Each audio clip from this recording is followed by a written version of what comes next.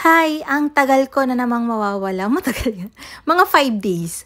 So, bukas kasi, paluwas na naman ako papunta sa workshop. Kung itatanong nyo kung ano nangyayari sa tindahan ko kapag wala ako, natural, sarado. Ako yung gumagawa ng paninda. Bago nga ako gumawa, ayan pa yung bulinggit kong anak, ay naglilinis muna ako nitong aking stove. Binababaran ko yan sa umaga pagkatapos kong gumawa para mas madali na siyang linisin. Ano ba yung naalam yung madaling pantanggal ng mga ganitong mancha? Ayaw ko kasing kiskisin ng steel wool kasi nagagasgas. So, pa-recommend naman. Ayun nga, for the bakery vlog na naman tayo. Kaya lang hindi ko to matatapos kasi nagmamadali talaga ako. Gawa ng mag-e-empake pa ako. So, unang ginagawa ko dito is mga sheet cake, pang roll cake. Chiffon siya. So, ayan, ang ginagamit ko dyang oil is chiffon aid, yung nasa malaking lata na yan. Kabigat baga. Mas mura kasi to compared dun sa bote-boteng 1 liter. Kaya yun, dun tayo sa mas makakamura.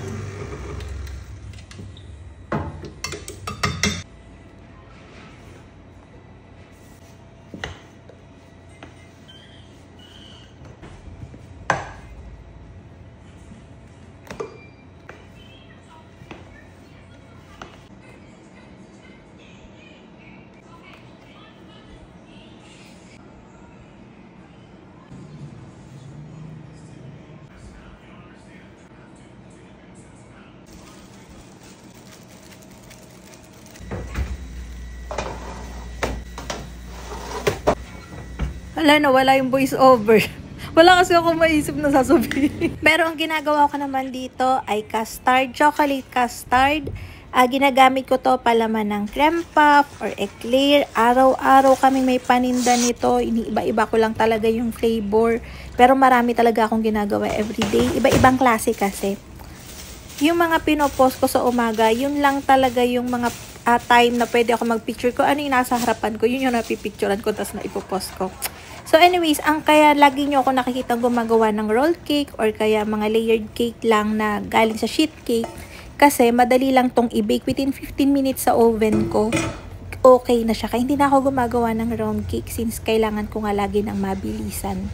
Ayan na, wala na naman ako maisip na sasabihin. Ito, pwede nyo rin tong as is na ganyan, yung niluluto ko na yan. Fudge, chocolate fudge naman siya. So, masarap yung pang cake, pang feeling sa kahit ano.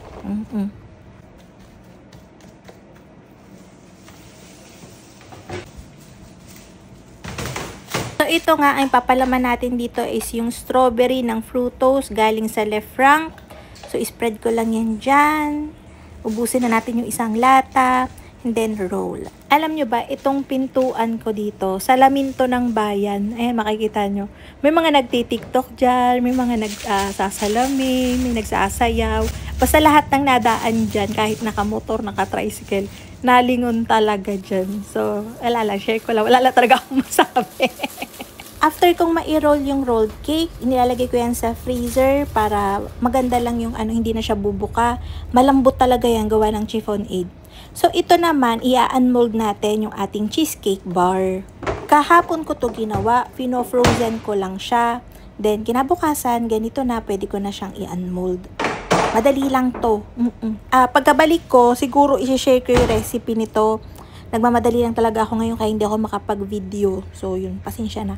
So, yun, gagawa ulit tayo ng sheet cake. Ibang flavor naman, pero parang hindi ko na to napakita. Gawa ng, tinamad na ako. Marami yung ginagawa.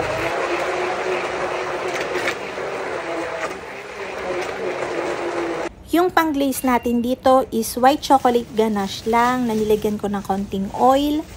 So, ayan, ibubuhos natin yan. Tapos, yung ginamit kong pang-flavor is strawberry emalco. So, ayan, buhos na natin yan. Hindi ko na pinapaset masyado yung white chocolate ko since malamig na nga yung rolled cake natin. Gawa ng galing siya sa freezer. So, ido-double coat ko na lang siya. Sabi ko sa inyo, mabilisan talaga akong gumawa. Kadalasan talaga wala nang stress unless kailangan or hindi siya magandang kakalabasan kung sakaling hindi ko gawin.